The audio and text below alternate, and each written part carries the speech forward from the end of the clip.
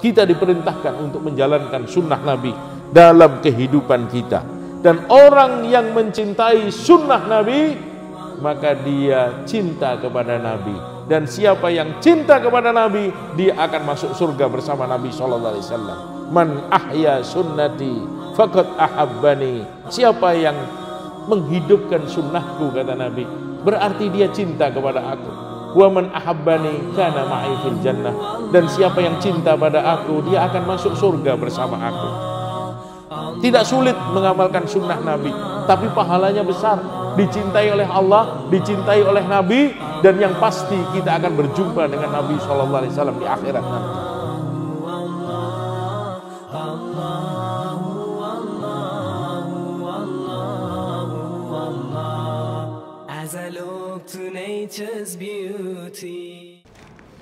Bismillahirrahmanirrahim. Assalamualaikum warahmatullahi wabarakatuh.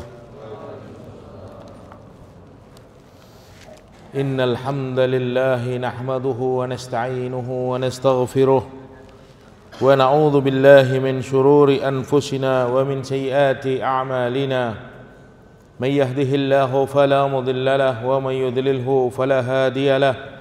Ashhadu an la ilaha illallah wahdahu la syarika lah wa nashhadu anna Muhammadan abduhu wa rasuluh.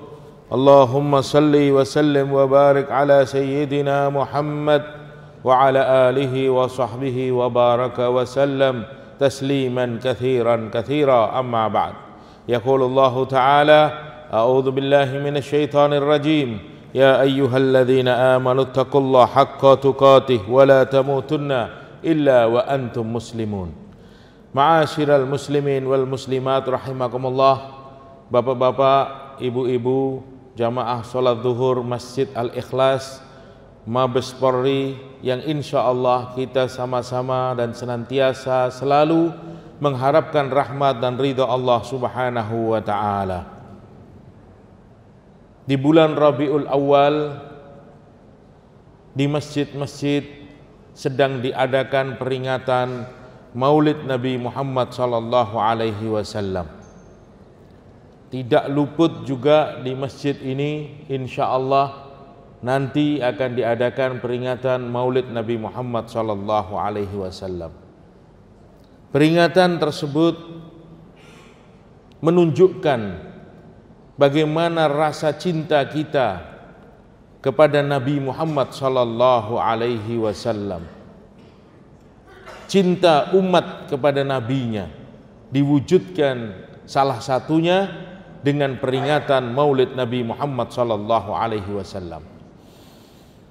Apa titik utama yang mesti kita ambil daripada hikmah Maulid Nabi Muhammad sallallahu alaihi wasallam? Bahwa di dalam diri Rasulullah sallallahu alaihi wasallam ada uswah hasanah, contoh yang baik, suri tauladan yang utama yang ada pada diri Nabi Muhammad sallallahu alaihi wasallam. Sebagaimana difirmankan Allah Subhanahu wa taala, laqad kana lakum fi Rasulillahi uswatun hasanah. Di dalam diri Rasulullah sallallahu alaihi wasallam ada uswah hasanah, contoh yang baik yang mesti kita tiru, yang mesti kita ikuti. Karena hakikatnya Nabi kita Muhammad sallallahu alaihi wasallam diutus kepada kita, diutus ke alam dunia ini untuk menyempurnakan akhlak manusia. Karena akhlak itu buah daripada amal. Seseorang itu diterima amalnya, diakui amalnya, sampai kepada Allah amalnya, buktinya apa? Kalau akhlaknya bagus, akhlaknya mulia. Maka yang dipuji oleh Allah Subhanahu wa ta'ala di dalam Al-Quran bukan ibadahnya Nabi, bukan sholatnya Nabi. Padahal Nabi Muhammad SAW ketika melakukan sholat sampai bengkak-bengkak kakinya, perutnya sampai diganjal dengan batu karena sering lapar. Tapi yang dipuji oleh Allah Subhanahu wa ta'ala di dalam Al-Quran bukan ibadahnya, melainkan akhlak baginda Rasulullah sallallahu alaihi wasallam. Wa innaka la'ala khuluqin azim. Sesungguhnya engkau wahai Muhammad berada pada akhlak yang mulia, akhlak yang unggul, akhlak yang azim, yang besar, yang agung. Itulah akhlak baginda Rasulullah sallallahu alaihi wasallam. Maka Nabi Muhammad sallallahu alaihi wasallam diutus ke dunia ini, innama bu'istu liutammima makalimal akhlak. Sesungguhnya aku diutus ke dunia ini untuk menyempurnakan akhlak manusia. Dan perkara ini Bapak Ibu Saudara sekalian sudah terbukti. Jangan kita ragukan lagi. Akhlak dan kepribadian Rasulullah Shallallahu Alaihi Wasallam itu sudah terbukti mulianya, hebatnya, unggulnya, sehingga Nabi Muhammad Shallallahu Alaihi Wasallam berhasil membina para sahabatnya yang tadinya kasar, yang tadinya bejat, menjadi manusia-manusia utama, menjadi manusia-manusia mulia dunia dan akhirat. Ashabi kan nujum bi ayyihim iktadaitum ihtadaitum. Sahabat-sahabatku seperti bintang-bintang, kata Nabi. Yang mana kau ikuti, kau akan dapat hidayah dari Allah Subhanahu wa taala. Berapa banyak ayat-ayat Al-Qur'an yang memuji sifat-sifat para sahabat Nabi Muhammad sallallahu alaihi wasallam. Bahkan ayat Al-Qur'an menjamin mereka tergolong orang-orang yang diridhoi oleh Allah Subhanahu wa taala. Was-sabiqunal awwalun minal muhajirin wal ansar walladzina tabauhum bi ihsan radhiyallahu anhum wa radu an. Kenapa mereka mulia? Karena dibina oleh Nabi sallallahu alaihi wasallam. Sehingga pada saat itu Bapak Saudara sekalian, tawanan-tawanan perang yang ditawan oleh umat Islam diikat oleh Nabi Shallallahu Alaihi Wasallam di samping Masjid Nabawi. Diletakkan mereka di samping Masjid Nabawi. Tidak disiksa, tidak dihukum berat, dibiarkan mereka melihat perilaku umat Islam pada saat itu. Sengaja ditaruh di samping masjid. Kenapa? Karena kegiatan umat Islam pada saat itu berada di masjid. Mereka melihat kasih sayang, keakraban, ibadah yang khusyuk, kepedulian satu dengan yang lain. Maka paling lama 3 hari tawanan-tawanan perang itu berdebar-debar hatinya. Tidak tahan, ingin cepat-cepat masuk ke dalam agama Islam. Kenapa? Karena melihat perilaku umat Islam yang terpuji, yang mulia, melihat akhlak umat Islam yang betul-betul unggul pada saat itu. Sehingga sebagian besar tawanan perang ini tidak tahan untuk berlama-lama. Maka mereka ingin cepat-cepat memeluk agama Islam. Kenapa? Mereka membuktikan di depan mata mereka bagaimana mulianya akhlak sahabat yang dibina oleh Nabi Muhammad SAW. Bahkan ada orang yang pernah bersumpah, demi Lata dan Uzza saya tidak akan pernah ikut Muhammad. Tapi subhanallah, setelah Fathu Makkah orang ini ternyata masuk Islam. Maka teman-teman dia yang pernah mendengar sumpahnya tanya, kamu dulu kan pernah sumpah di depan berhala tidak mau ikut ajaran Muhammad, kenapa kau hari ini mengikuti dia? Maka dia katakan, aku tidak pernah masuk Islam, tapi manisnya Islam yang masuk ke dalam hati saya. Saya tidak pernah masuk Islam, tapi mulianya Islam, manisnya Islam telah masuk ke dalam hati saya. Itulah akhlak para sahabat yang dibina oleh Nabi Muhammad SAW.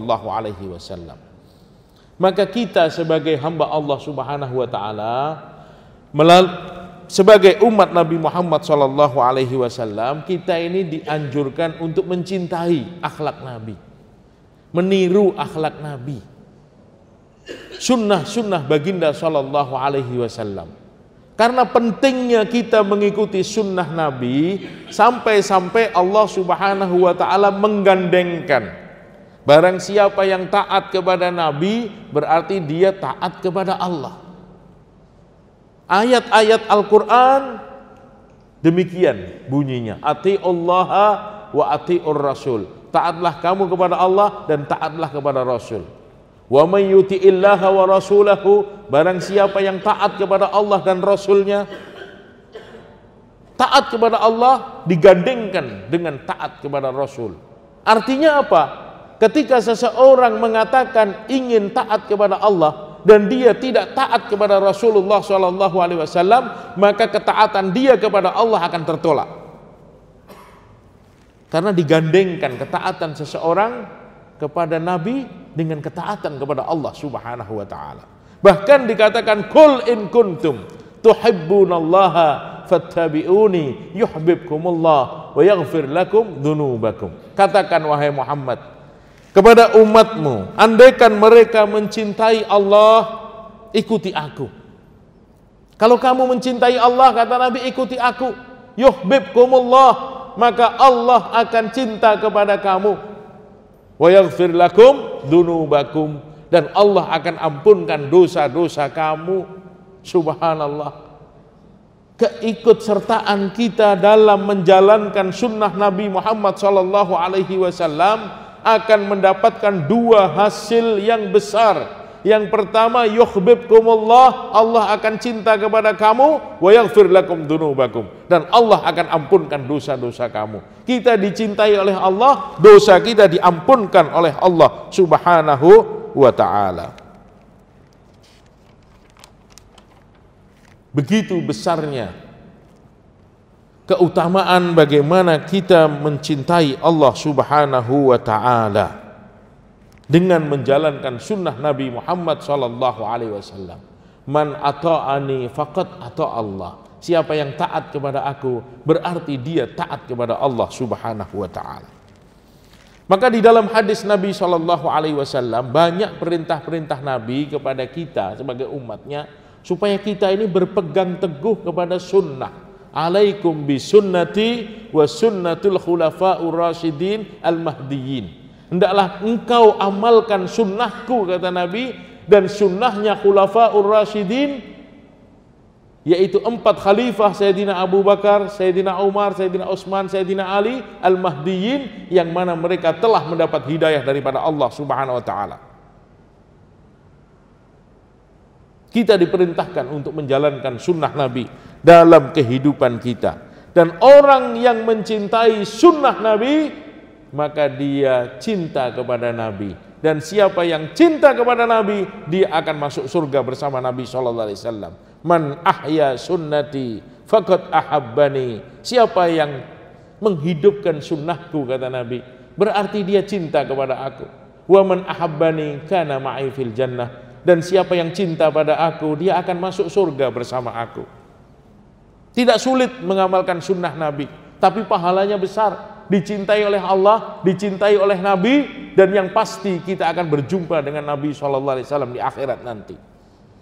Ketika sahabat-sahabat itu ragu atas perjumpaan dia dengan Nabi Muhammad SAW, karena bagaimana mungkin? Nabi kan orang mulia, Nabi kan kekasih Allah, Habibullah, sedangkan kita ini kan orang-orang biasa yang banyak dosa, tapi ingin berjumpa dengan Nabi SAW. Turun ayat Al-Quran, wa may yuti'illaha wa rasulahu fa ulaika ma'al ladzina an'ama Allahu 'alaihim minan nabiyyin wasiddiqin wasyuhada wassalihin. Siapa yang taat kepada Allah dan Rasulnya, maka mereka akan dikumpulkan bersama orang-orang yang dikasih nikmat oleh Allah dari golongan para nabi, para siddiqin, para syuhada, dan para salihin. Jangan khawatir. Kalau dalam kehidupan kita ikut sunnah Nabi SAW, maka insya Allah kita akan dijumpakan bersama Nabi SAW. Tapi sebaliknya, Bapak Saudara sekalian, kalau saat ini kita benci dengan sunnah Nabi, kita menolak sunnah Nabi secara terang-terangan, maka dikhawatirkan nanti ketika Baginda Shallallahu Alaihi Wasallam menyiapkan untuk kita air dari telaga Kausar, yang mana seorang hamba ketika minum air tersebut la yadma'u ba'daha abadan hatta yadkhulahul jannah, dia tidak akan pernah haus selama-lamanya sampai masuk ke surga. Tapi sayangnya ketika orang itu datang mendekati Nabi SAW, maka datang malaikat melarang Nabi untuk memberikan minum air kepada orang tersebut. Nabi pun heran, ya Jibril, innahu min ummati a'rifuhum wa ya'rifunani. Wahai Jibril, dia kan umatku, aku kenal dia, dia juga kenal aku. Kenapa sekarang dia tidak diperkenankan minum dari telaga Kausar ini? Maka Jibril mengatakan, ya Muhammad, innaka la tadri ma ahdasa min ba'dik. Wahai Muhammad, engkau tidak tahu apa yang mereka lakukan setelah engkau meninggal dunia. Setelah engkau meninggal dunia, ya Muhammad, ini orang tidak lagi mengamalkan sunnahmu. Dia tidak mau lagi dengar nasihatmu. Dia hidup dengan caranya masing-masing dan jauh daripada ajaran Rasulullah SAW. Maka mendengar jawaban Jibril, Nabi berubah menjadi merah mukanya dan mengatakan, suhqan, suhqan, bu'dan, bu'dan man ghayyara min ba'di. Menyingkir dari aku, menjauh dari aku, siapa orang yang merubah-rubah setelah aku meninggal dunia. Jadi Bapak Saudara sekalian, itulah pentingnya sunnah baginda sallallahu alaihi wasallam dalam kehidupan kita sehari-hari.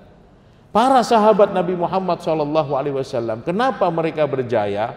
Kenapa mereka diridhoi oleh Allah Subhanahu wa taala? Karena di dalam hidup mereka berpegang teguh kepada sunnah Nabi sallallahu alaihi wasallam. Ummu Habibah radhiyallahu anha pernah mendengar dari Nabi sallallahu alaihi wasallam. Nabi sallallahu alaihi wasallam bersabda kepada dia, "Man shalla sintai asyrata rak'atan fil yaum banallahu lahu baitan fil jannah." Barang siapa yang salat sehari semalam 12 rakaat, maka Allah Subhanahu wa ta'ala akan bangunkan untuknya rumah di surga.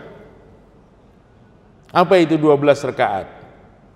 2 rakaat sebelum subuh, 4 rakaat sebelum zuhur, 2 rakaat setelah zuhur, 2 rakaat setelah maghrib, dan 2 rakaat setelah isya.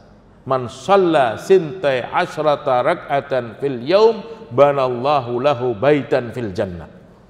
Ummu Habibah radhiyallahu anha mendengar dari Nabi sallallahu alaihi wasallam berita mengenai kabar gembira tersebut. Maka dia katakan, faqalat Ummu Habibah ma taraktuhu munzu ma sami'tuhu min Rasulillah sallallahu alaihi wasallam. Ma taraktuhu mundu ma sami'tuhu min Rasulillah sallallahu alaihi wasallam. Setelah aku mendengar hal itu dari Nabi sallallahu alaihi wasallam sampai aku mati, aku tidak pernah tinggalkan hal tersebut. Dipegang teguh apa-apa yang pernah dia dengar dari Nabi sallallahu alaihi wasallam. Yakin bahwa di dalam sunnah ada kejayaan. Begitu juga suatu hari ketika Nabi sallallahu alaihi wasallam masuk ke rumahnya Fatimah radhiyallahu anha, anak beliau yang nikah dengan Ali bin Abi Thalib radhiyallahu anhu, mantu Nabi sallallahu alaihi wasallam. Ketika mereka berdua berada di rumah, Nabi masuk ke rumahnya dan Nabi mengajarkan tasbihat yang terkenal dengan nama tasbih Fatimah. Bacalah sebelum tidur subhanallah 33 kali. Alhamdulillah 33 kali. Allahu Akbar 34 kali. Maka saat itu Sayyidatina Fatimah radhiyallahu anha, Ali bin Abi Thalib radhiyallahu anhu mengatakan, ma taraktuhu mundu ma sami'tu min Rasulillah sallallahu alaihi wasallam. Hal itu tidak pernah aku tinggalkan setelah aku mendengar dari Nabi sallallahu alaihi wasallam sampai aku meninggalkan dunia ini. Pegang teguh dengan amanah Nabi, sunnah Nabi Muhammad sallallahu alaihi wasallam. Itu contoh-contoh. Umar bin Khattab radhiyallahu anhu ketika dia ingin mencium Hajarul Aswad, maka dia katakan kepada batu hitam itu, wahai Hajar Aswad, anta hajarun la tanfa wa la tadur. Kamu ini cuma sebuah batu saja yang nggak bisa memberikan manfaat dan tidak bisa memberikan madarat. Laula an ra'aitu anna Rasulullah sallallahu alaihi wasallam qabalaka ma qabaltuka. Andaikan aku tidak pernah melihat bahwa Nabi Muhammad sallallahu alaihi wasallam mencium kamu, maka aku sampai kapanpun tidak akan pernah mencium kamu. Kenapa dia mencium Hajarul Aswad? Karena Nabi SAW mencium Hajar Aswad. Dilakukan oleh Umar bin Khattab karena meniru. Karena itu merupakan sunnah Nabi Muhammad SAW, padahal dia tahu bahwa itu batu tidak bisa memberikan manfaat dan madarat. Tapi karena Nabi menciumnya, maka kita umatnya juga mesti mencium Hajarul Aswad. Kemudian ketika Fathu Makkah, Baginda SAW melaksanakan umrah qada, datang ke Makkah yang mana dahulu ditolak untuk melakukan umrah di Makkah. Maka Nabi SAW melakukan umrah dengan memerintahkan sahabat-sahabatnya romel, lari-lari kecil di 3 kali putaran pertama mengelilingi Ka'bah ketika tawaf. Dan istiba, membuka tangan sebelah kanan, menutup tangan sebelah kiri. Kenapa itu dilakukan saat itu? Karena Nabi SAW ingin menunjukkan di masyarakat Mekah bagaimana kekuatan umat Islam. Sehingga Nabi memerintahkan sahabat lari-lari kecil dengan membuka tangannya. Tapi setelah suasana Islam hidup di Mekah, Fathu Makkah terjadi, tidak ada masalah lagi di Mekah, ada seseorang yang mengatakan kepada Umar bin Khattab radhiyallahu anhu bahwa tidak perlu lagi dilakukan ramal dan istiba ketika tawaf. Kenapa? Karena suasana Mekah sudah berbeda dengan dahulu. Tapi Umar bin Khattab radhiyallahu anhu dia mengatakan ma taraknahu innama huwa fa'alahu Rasulullah sallallahu alaihi wasallam. Ma taraknahu innama huwa fa'alahu Rasulullah sallallahu alaihi wasallam. Saya tidak berani meninggalkan itu, kata Umar. Kenapa? Karena hal itu pernah dilakukan oleh Nabi Muhammad sallallahu alaihi wasallam.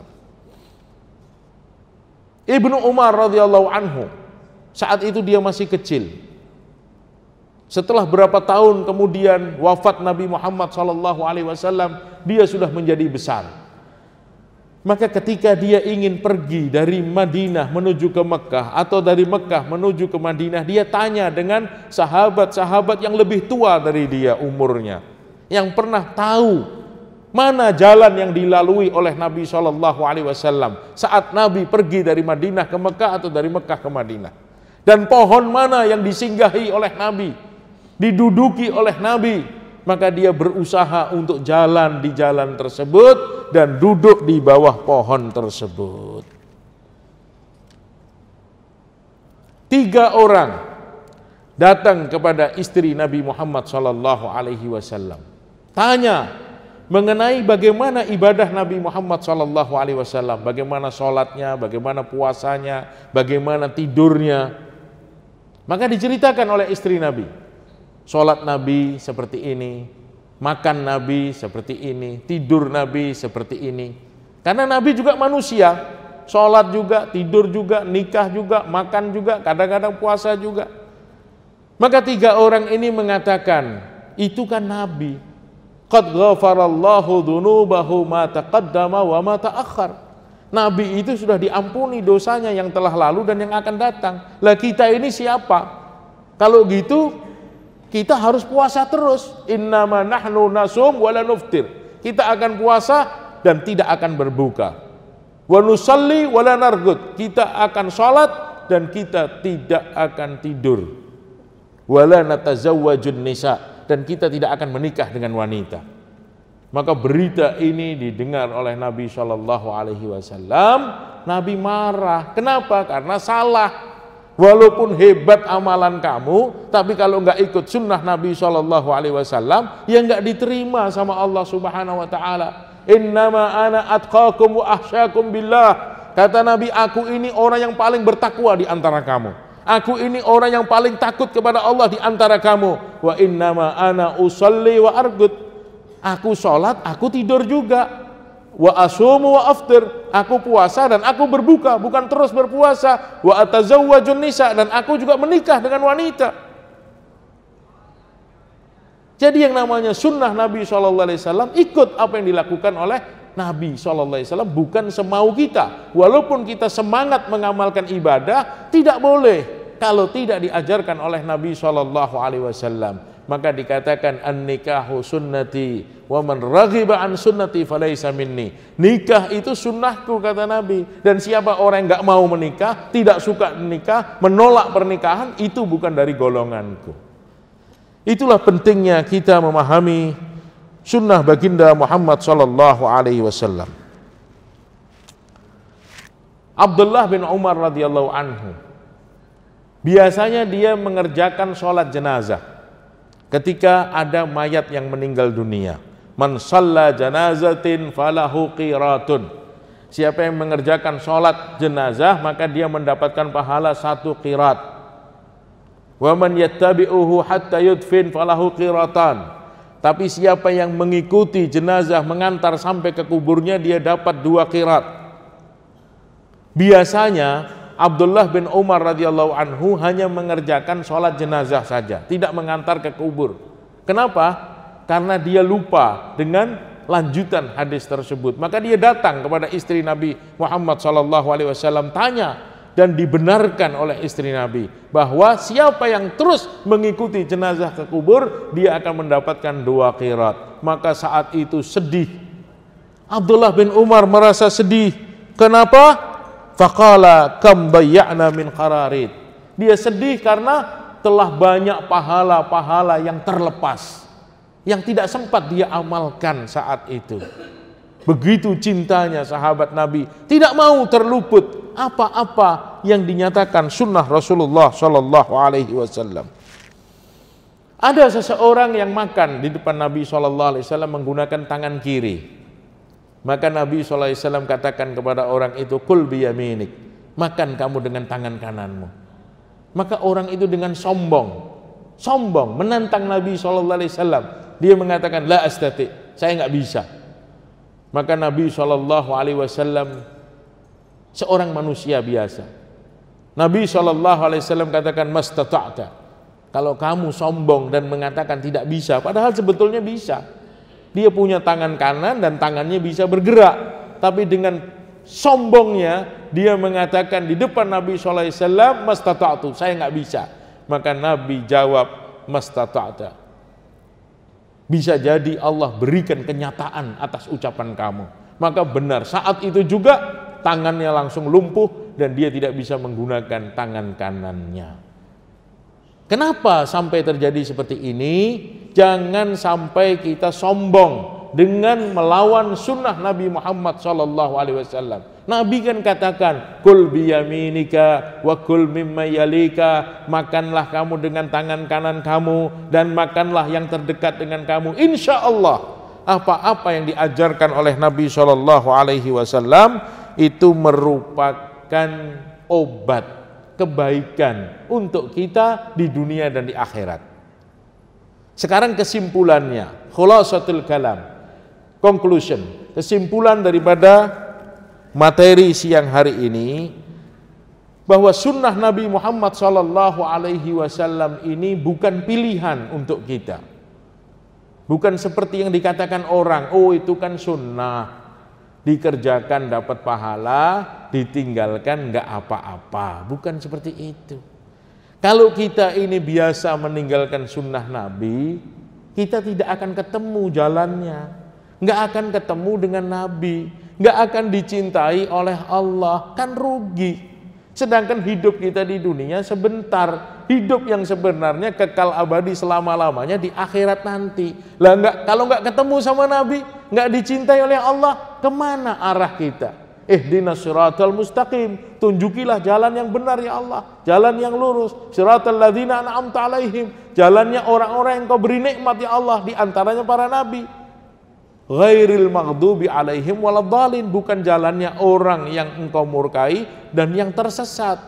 Kalau kita nggak ikut jalannya Nabi, berarti kita ikut jalannya orang yang dimurkai dan tersesat.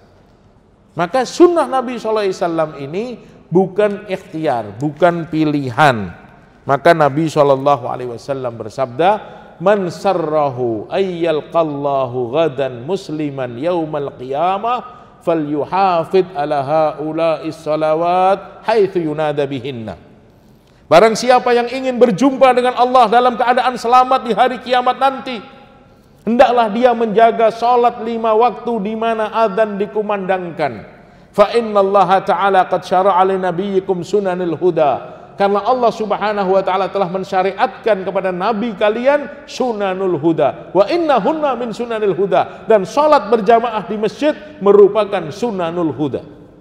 Lau annakum shallaitum fi buyutikum, andaikan kalian salat di rumah-rumah kalian, kama yusalli hadzal mutakhallif fi baitihi, sebagaimana dilakukan oleh orang-orang yang suka meninggalkan salat berjamaah, la taraktum sunnata nabiyikum, berarti kalian telah meninggalkan sunnah nabi kalian. Walau taraktum sunnata nabiyikum la dalaltum, andaikan kalian meninggalkan sunnah nabi kalian, maka kalian akan tersesat. Kalau kalian meninggalkan sunnah nabi kalian, kalian akan tersesat.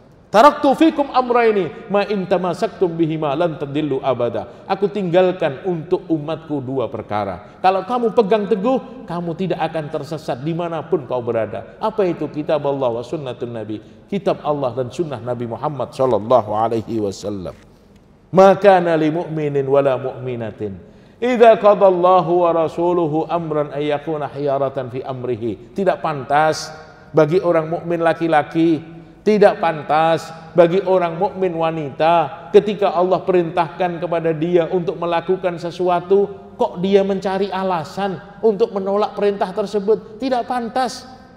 Itu bukan sifat orang beriman. Sifat orang beriman itu ketika datang perintah Allah, ketika datang perintah Nabi, sekuat mungkin dia lakukan dan dia ambil perintah tersebut.